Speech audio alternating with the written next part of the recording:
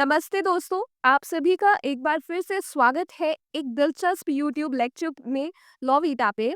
तो आज हम एक बेहद रोचक और गहराई से जुड़ी हुई एक कानूनी या फिर विधि शास्त्र में एक विचारधारा के बारे में बात करेंगे जिसका नाम है ऐतिहासिक विचारधारा या फिर जिसे हम हिस्टोरिकल स्कूल ऑफ जूरिस्प्रूडेंस भी कहते हैं। तो ये जो विचारधारा है, ये हमें बताती है कि जो विधि है, जो कानून है, वो सिर्फ़ कोई संप्रभु नहीं बनाता है, बल्कि ये जो समाज की परंपराएँ हैं, रीति-रिवाज़ है या फिर कोई और अन्य कोई ऐतिहासिक अनुभव है, उन सब से ये धीरे-धीरे विकसित होती है। तो इस वीडियो में हम इस विषय को बेहद सरल भाषा में और साथ ही साथ कुछ उदाहरण के द्वारा समझते हैं। तो चलिए शुरू करते हैं बिना किसी देरी के। तो सबसे पहले हम ये समझते हैं कि जो ऐतिहासिक विचारधारा है वो क्या कहती है। तो वो ये कहती है कि जो विधि है, जो कानून है, वो किसी मतलब एक दिन में नहीं बनता है। ये किसी राजा, संसद या फिर जज की कलम से अचानक से ही नहीं निकल के आ जाता है, ठीक है? बल्कि ये समाज के भीतर ही धीरे-धीरे पनपता है। जैसे कोई एक हम पौधा लगाते हैं, बीज लगाते हैं, तो जैसे-जैसे वो पौधा धीरे-धीरे ग्रो करता है, पनपता है, उसकी ग्रोथ होती है और वो धीरे-धीरे एक पेड़ का रूप ले लेता है। उसी प्रकार जो हमारी रीति-रिवाज़ है या जो परंपराएँ हैं, जो सांस्कृतिक मूल्य हैं, ये सब मिलकर जो विधि है, जो कानून है, उसकी एक तरह से नींव जो है, फाउंडेशन जो है, वो बनाते हैं। तो अब मतलब इसका क्या मतलब है कि क्या जो संसद जो हमारी कानून बनाती है या फिर कोई सर्वोच्च सत्ता जो है, सॉवरेन अथॉरिटी जो कानून बनाती है, क्या वो बेकार है? क्या वो कानून इन द रियल सेंस नहीं है? नहीं। इसका ऐसा बिल्कुल भी मतलब नहीं है। लेकिन इस विचारधारा का मानना है कि जो कानून लंबे समय तक लोगों के व्यवहार में मतलब दिखते हैं, उनको देखा गया है, वही सबसे स्थायी है और वही सबसे मतलब प्रभावी कानून जो है वो होता है। उसी का हमारे समाज में सबसे ज़्यादा असर होता है। अब हम देखते हैं कि ये जो विचारधारा है वो कैसे आई, कैसे इसका मतलब जन्म हुआ ये सब। तो जो 19वीं शताब्दी में क्या होता है कि यूरोप में 2 बड़ी विचारधाराएँ चल रही थी। एक थी प्राकृतिक विधि शास्त्र यानी कि नेचुरल लॉ जो कि कानून को, विधि को नैतिकता और धार्मिक आदर्शों मतलब इनके ऊपर आधारित थी। और दूसरी थी प्रत्यक्षवाद यानी कि पॉजिटिविज़्म जो कहती थी कि कानून वही होता है जो राज्य कहता है और इसका नैतिकता से कोई लेना-देना नहीं है, दूर-दूर तक इसका कोई रिश्ता नहीं है। लेकिन जो ऐतिहासिक विचारधारा है वो इन दोनों से अलग है और ऐतिहासिक विचारधारा ने कहा कि कानून ना तो नैतिकता से आता है और ना ही केवल सरकार ही उसको बनाती है, बल्कि ये समाज का जो इतिहास है, जो उसका अनुभव रहा है, उससे धीरे-धीरे विकसित होता है और वो वहीं से आता है। अब हम इस विचारधारा की कुछ प्रमुख विचारक के बारे में बात करते हैं। कुछ महापुरुषों को समझते हैं जिनके कारण ये जो विचारधारा है वो बनी और धीरे-धीरे मजबूत हुई। तो इसमें सबसे पहला जो है वो है साविनी। तो ये जो थे वो एक जर्मनी मतलब जर्मनी के एक प्रसिद्ध विधिवेत्ता थे और उन्हें ऐतिहासिक विचारधारा का पिता माना जाता था यानी कि उनको जनक माना जाता था ऐतिहासिक विचारधारा का। और उनका सबसे प्रसिद्ध कथन है कि कानून लोगों की जो सामान्य चेतना है या फिर लोक चेतना है यानी वोकजीज जिसे हम कहते हैं उससे उत्पन्न होता है उसकी वहां से वो जन्म लेता है। तो आखिर ये जो वोकजीस्ट है, ये जो लोक चेतना है, उसका क्या अर्थ होता है? तो उसका अर्थ होता है, उसका मतलब होता है समाज की आत्मा या फिर लोगों की जो सांस्कृतिक चेतना है वो या फिर हम कह सकते हैं कि एक सामूहिक सोच जो होती है किसी भी विषय के ऊपर, वो वोकजीस्ट कहलाती है साविगनी के द्वारा। जैसे उदाहरण के तौर पे मैं आपको समझाऊँ तो जैसे भारत में नमस्ते कहना या फिर किसी का पाँव छूकर आशीर्वाद लेना या फिर जो शादी की जो तमाम विधियाँ होती हैं, ये सब किसी सरकार ने नहीं बनाए होते, लेकिन फिर भी ये सदियों से समाज में प्रचलन में है, चलते आ रहे हैं और सब इन्हें मानते हैं, इनका उपयोग करते हैं, ठीक है? तो इसी तरह जो विवाह है या फिर उत्तराधिकार है, इनहेरिटेंस है, इन सारे विषयों पर भी जो समाज है, उसने पहले से ही अपने अनुभवों से नियम बनाए हैं। तो ये सब क्या होते हैं, ये सब वोकजीस्ट में आते हैं, यानी कि ये वो होते हैं जो लोगों ने अपनी सामूहिक सोच के हिसाब से उस चीज़ को अपनाया है। अब हम देखते हैं कि इनके क्या मुख्य विचार रहे। तो साविगनी के 4 मुख्य विचार थे, जिसमें से सबसे पहला वही है कि जो विधि है वो लोगों की चेतना से निकलता है, मतलब कि जो वोकजीस्ट का कॉन्सेप्ट है और ये जो विधि है वो तभी तक टिकती है जब तक वो समाज की जो भावना है उसको कहीं न कहीं दर्शाती है, उसमें कहीं न कहीं उसकी झलक दिखती है, हम कह सकते हैं कि वो प्रतिबिंबित करती है, ठीक है? दूसरा है कि ये जो कानून है, उसका जो विकास होता है, वो ऑर्गेनिक होता है, जैविक होता है। जैसे मतलब इन्होंने एक भाषा और कानून का एक एग्ज़ाम्पल देके, उदाहरण देके इन्होंने समझाया कि जैसे कि कोई भी भाषा है, वो किसी राजा के द्वारा या फिर किसी भी सत्ता सर्वोच्च के द्वारा या कोई भी मतलब ऐसी अथॉरिटी के द्वारा नहीं बनाया जाता है। लेकिन ये जो भाषा है, वो धीरे-धीरे समाज में विकसित होती है। उसी तरह जो कानून है, वो भी धीरे-धीरे ही समाज में बनता है और बदलता है समाज की आवश्यकता के अनुसार, ठीक है? जैसे बच्चा जो है वो धीरे-धीरे बड़ा होता है, उसी प्रकार जो विधि है, जो कानून है, वो भी बढ़ता है धीरे-धीरे समाज के साथ में। और जो इनका तीसरा मुख्य विचार है कि वो ये कहता है कि अगर कानून को हम जल्दबाज़ी में उसकी मतलब उसकी संहिताकरण कर देंगे, यानी कि उसकी कोडिफ़िकेशन कर देंगे, तो कानून जो है वो जो समाज की ज़रूरतें हैं, उससे कहीं न कहीं वो कट जाएगा, उसको सही से एड्रेस नहीं कर पाएगा।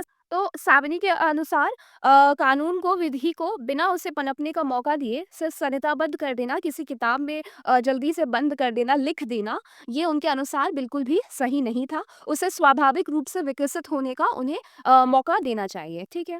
चौथा जो है वो कहते हैं कि जो विधि है उसका जन्म समाज से होता है, लेकिन उसे पहचानने और व्यवस्था में डालने का जो काम है, वो जो कानूनी विशेषज्ञ होते हैं उनका होता है। यानी कि जो जुरिस्ट होते हैं, लर्नेड जुरिस्ट उनका होता है। फिर हम देखते हैं कि हमारे पास दूसरे कौन से प्रमुख विधि शास्त्री हैं, तो उनका नाम है हेनरी मेन। इनका मुख्य सिद्धांत रहा स्थिति से अनुबंध की ओर, यानी कि फ्रॉम स्टेटस टू कॉन्ट्रैक्ट की ओर। और ये ब्रिटिश के विधिवेत्ता थे और सामाजिक इतिहास के विशेषज्ञ थे।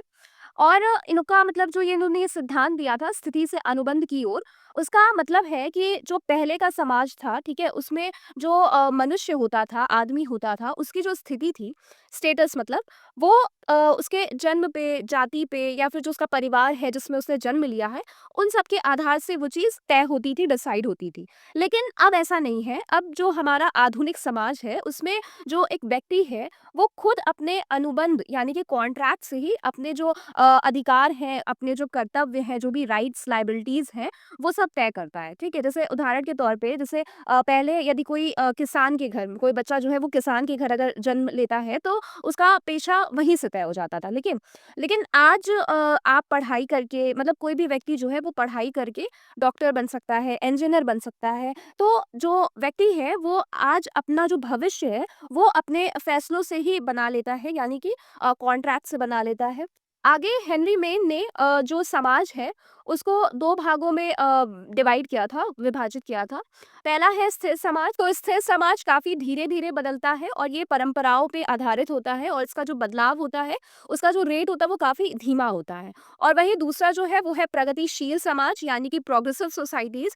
तो ये यहाँ पे इस समाजों में कानून जो है वो बदलता ही रहता है और समाज की ज़रूरतों के अनुसार आगे बढ़ता रहता है। फिर ये जो प्रगतिशील समाज है, ये इसमें मतलब कानून या फिर विधि कैसे आगे बढ़ता है, उसको भी इन्होंने समझाया था। तो इन्होंने कहा कि एक तो वो कल्पना मतलब कानूनी कल्पनाएँ जो होती हैं, लीगल फिक्शन, उनके बेसिस पे बढ़े। इसका मतलब होता है कि विधि में किसी बात को सच मान लेना ताकि जो न्याय है, वो हो सके। जैसे हम एक कंपनी को एक व्यक्ति के रूप में विधिक व्यक्तित्व दे देते हैं, उस रूप में मान लेते हैं, तो वो एक तरह का लीगल फिक्शन होता है, एक कानूनी कल्पना होती है। दूसरा इक्विटी यानी कि न्याय निष्ठा हम कह सकते हैं।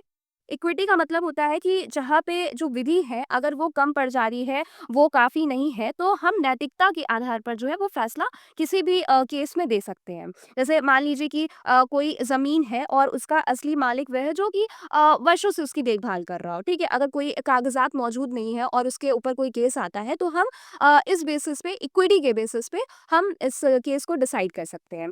और आखिरी जो है वो है लेजिस्लेशन यानी कि विधान। तो जो कानून संसद बनाती है उसे हम विधान कहते हैं। तो इसके थ्रू भी जो कानून है वो एक प्रोग्रेसिव सोसाइटी में, प्रगतिशील समाज में आगे बढ़ता है।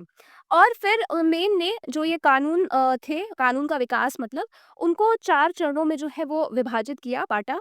सबसे पहला है दैवीय आदेश यानी कि डिवाइन कमांड। ये वो होते हैं जो कि ईश्वर के द्वारा दिए हुए होते हैं, ईश्वर या फिर देवताओं के द्वारा जो आदेश होते हैं और जिनको मतलब मानव समाज उनका पालन करता है, उन्हें हम दैवीय आदेश बोलते हैं। दूसरा है परंपराएँ, जो पुराने जो पुरोहित वर्ग वगैरह होते थे उनके द्वारा ये नियंत्रित किए जाते थे। तीसरा है संहिताकरण, यानी कि मतलब इस स्टेज पे जो नियम हैं वो लिख दिए गए थे। और चौथा है विकास, यानी कि कल्पना, इक्विटी और संसद से जो है वो कानून आगे बढ़ता रहता है। फिर हम देखते हैं कि हमारे पास दूसरे नेक्स्ट विचारक हैं जिनका नाम है एडमंड बर्ग। तो ये एक ब्रिटिश राजनीतिक विचारक थे और इन्होंने जो परंपरा का महत्व है उसको मतलब उनको इस चीज़ का पक्षधर माना जाता है, सपोर्टर माना जाता है। और वो मानते थे कि समाज में जो बदलाव है वो धीरे-धीरे होना चाहिए। कोई भी क्रांति जो है या किसी भी तरह का कोई बदलाव वो अचानक नहीं आना चाहिए, किसी भी झटके से नहीं आना चाहिए, ठीक है? जैसे अगर हम एकदम से किसी व्यवस्था को बदल देंगे तो जो समाज में अराजकता है मतलब लॉलेसनेस है वो कहीं न कहीं आ सकती है। इसलिए ऐसा नहीं करना चाहिए। समाज को सॉरी क विधि को पनपने का, प्रॉपर ग्रो करने का हमें मौका देना चाहिए। उसके बाद जो हमारे अगले विचारक हैं उनका नाम है पुच्ता। तो जो ये हैं ये साविनी के शिष्य थे और इन्होंने भी वोकजिस्ट को आगे जो उनका कॉन्सेप्ट था उसको आगे बढ़ाया था। और इन्होंने मतलब कानून को उन्होंने एक रचनात्मक प्रक्रिया बताया जो कि समाज की ज़रूरतों से जो है वो प्रेरित होती है। मुझे उम्मीद है कि आपको यहाँ तक की बात जो है वो अच्छे से समझ में आई होगी। आपको ये समझ में आया होगा कि ऐतिहासिक विचारधारा क्या सोचती थी, उसके विचार क्या थे, ठीक है? और जो भी तमाम मुख्य जो हमारे प्रमुख विचारक थे, उनके द्वारा जो भी कथन है या उनका क्या विचार था, ये आपको प्रॉपर्ली समझ में आया होगा। अब हम लोग आगे बढ़ते हैं तो देखते हैं कि इस ऐतिहासिक विचारधारा की क्या प्रमुख विशेषताएँ हैं, मुख्य विशेषताएँ यानी कि एसेंशियल कैरेक्टरिस्टिक्स इसके क्या हैं। तो ऐतिहासिक विचारधारा मानती है कि जो विधि है, कानून है, उसका एक तरह का जैविक विकास होता है, ऑर्गेनिक विकास होता है। यानी कि ये एक जैसे मैंने आपको पहले ही समझाया है कि ये समाज में धीरे-धीरे विकसित होती है। जैसे एक भाषा है, उसको किसी ने बनाया नहीं है, वो खुद से ही समाज में बनती है, बदलती है आवश्यकता के अनुसार, ठीक है? उसी प्रकार जो विधि है, जो कानून है, वो समाज की प्रॉब्लम्स को सॉल्व करने के लिए बनता है और उनको उससे मतलब उनको निपटारा मिलता है। दूसरा है इसमें परंपराओं की भूमिका होती है। तो ऐतिहासिक विचारधारा हमेशा से ये मानता है कि जो कानून है वो सिर्फ सरकारें नहीं बनाती हैं बल्कि वो जो हमारे समाज में प्राचीन काल से जो चली आ रही परंपराएं हैं, जो रीति रिवाज हैं, जिनको लोग पीढ़ी दर पीढ़ी मानते आ रहे हैं, उनके द्वारा मतलब उनकी भी एक मुख्य भूमिका होती है किसी भी विधि को बनाने में। तीसरा है लोक चेतना। ये साविनी का दिया हुआ मतलब उनकी दी हुई अवधारणा है लोक चेतना या फिर सामान्य चेतना। तो जो भी सामूहिक मतलब एक समूह जो भी एक्सेप्ट करेगा उसी को ये लोग विधि मानते हैं। एक समूह के द्वारा एक्सेप्टेंस होना चाहिए एक किसी भी समाज में। चौथा है संहिताकरण यानी कि कोडिफिकेशन का विरोध। तो इन्होंने ऐतिहासिक विचारकों ने जो किसी भी विधि को संहिताबद्ध कर देने वाला जो कॉन्सेप्ट है उसका विरोध किया है कि नहीं, ऐसा नहीं होना चाहिए। हमें विधि को प्रॉपर ग्रो करने का, उसे मतलब उसका विकास होने का एक प्रॉपर मौका देना चाहिए। और आखिरी है कानून में विविधता। तो हर समाज में जो विधि है, जो कानून है वो अलग होता है, ठीक है? क्योंकि अ, किसी भी समाज का जो इतिहास रहा है या फिर किसी भी समाज की जो संस्कृति है वो काफ़ी अलग है। तो इसीलिए कानून में, विधि में हम आम तौर पर डिफरेंसेस देख सकते हैं। भले ही ये जो विचारधारा है वो काफ़ी मुख्य भूमिका निभाती है हमारे विधि शास्त्र में, लेकिन फिर भी इसकी कुछ दूसरे विचारकों के द्वारा विधि शास्त्रियों के द्वारा आलोचना की गई है। तो सबसे पहला इसमें जो आलोचनात्मक विचार है वो कहता है कि जो सामाजिक चेतना है उसको समझना काफ़ी कठिन है, ठीक है? तो ये जो कॉन्सेप्ट दिया गया था वोकजिस्ट का सावनी के द्वारा, वो एक तरह का अस्पष्ट या फिर हम कह सकते हैं कि अमूर्त अवधारणा यानी कि एक एब्स्ट्रैक्ट कॉन्सेप्ट है। और जो ये लोक चेतना है इसको हम किसी भी तरह से नाप नहीं सकते हैं कि क्या मतलब ये चीज़ लोगों के द्वारा एक्सेप्टेबल है या फिर क्या चीज़ नहीं एक्सेप्टेबल है। तो ये काफ़ी तरह का एब्स्ट्रैक्ट कॉन्सेप्ट हो जाता है। और ये भी बात आती है कि क्या जो बहुसंख्यक लोग हैं सिर्फ उन्हीं की भावना ही जो है वो पूरी समाज की भावना है। ये भी कहीं न कहीं हमें मतलब एक तरह से गलत लगता है, एक तरह से इनइक्वालिटी दिखती है, असमानता दिखती है। दूसरा है जो धीरे-धीरे कानून जो है बनाना कभी-कभी सामाजिक समस्याओं को तत्काल हल नहीं कर पाता है, ठीक है? तो जैसा कि ये विचारधारा कहती है कि कानून को हमें प्रॉपर मौका देना चाहिए कि वो ग्रो कर सके, उसका विकास हो सके, उसे धीरे-धीरे मतलब वो धीरे-धीरे समाज में परंपराओं के बेसिस पे, रीति-रिवाज़ों के बेसिस पे धीरे-धीरे विकसित होती है। तो ऐसे में अगर हमारे सामने कोई ऐसी समस्या आती है जिसे हमें तुरंत ही हल करना है, वहाँ पे ये चीज़ कहीं न कहीं फ़ेल हो जाती है, क्योंकि वो इमरजेंसी सिचुएशंस मतलब आपातकालीन सिचुएशंस को हल नहीं कर पाती। जैसे मान लीजिए कि प्रदूषण है या फिर महामारी है, अगर इन सब मामलों पे हमें मतलब जैसे तुरंत कानून चाहिए होते हैं, लेकिन ऐतिहासिक विचारधारा इन सब में कहीं न कहीं फ़ेल हो जाती है, उस चीज़ को पूरा नहीं कर पाती है। फिर तीसरा है कि जो पुराने रीति-रिवाज़ हैं, वो हमेशा से उचित नहीं रहे हैं। जैसे कि हमें ज्ञात है कि सती प्रथा होती थी, बाल विवाह होता है, ये सारी ही जो कॉन्सेप्ट्स हैं, ये समाज में लंबे समय तक रहे। लेकिन ये आखिर मतलब आफ्टर ऑल लास्टली ये चीज़ें गलत ही थीं।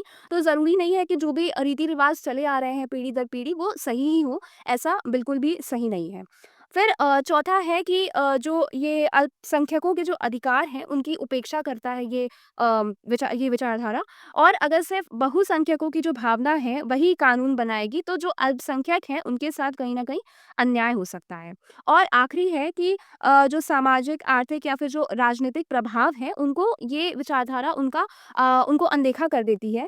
सिर्फ़ परंपरा से ही कानून नहीं बनते हैं, बल्कि राजनीति, आंदोलन, अर्थव्यवस्था, इन सब का भी एक बहुत ही अहम रोल होता है किसी भी कानून को बनाने में या फिर बदलने में।